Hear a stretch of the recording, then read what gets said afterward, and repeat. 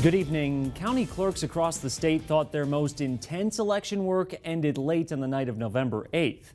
But today they began the presidential election recount. Clerks have 12 days to finish all of that counting. Newswatch 12's Dakota Sherrick joins us live in the studio tonight with a closer look at that process that started today. Dakota, good evening. Thanks, Lane. Good evening. Earlier today at the Oneida County Courthouse, I watched the workings of the recount up close. Everyone there was in good spirits, but it is tedious work.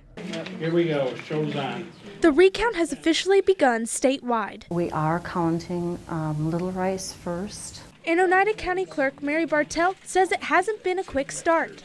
It's been going very, very slow. Understandable considering all the initial steps that go into a recount.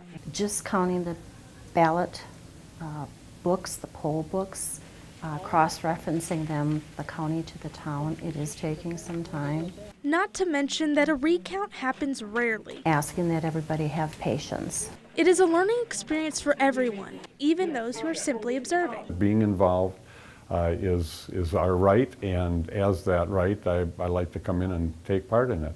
One observer, Tracy Hartman, had a special interest in Oneida County's recount process. Well, I'm currently the Town of Crescent clerk, and then I was elected in November to be the next Oneida County clerk. She says observing the recount will help prepare her for the future. If one happens during my term, I will be in charge of that, so I wanted to make sure I'd gotten one under my belt to know what the process looks like. And the process is a long one. I think we have Lynn ready to be counted, we have Monaco ready to be counted, we have Peel ready to be counted.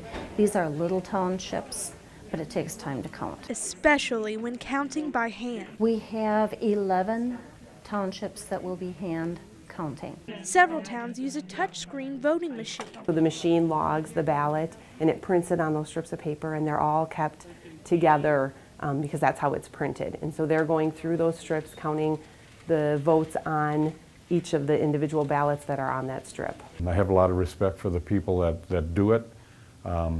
They're making sure the I's are dotted and the T's are crossed, so to speak.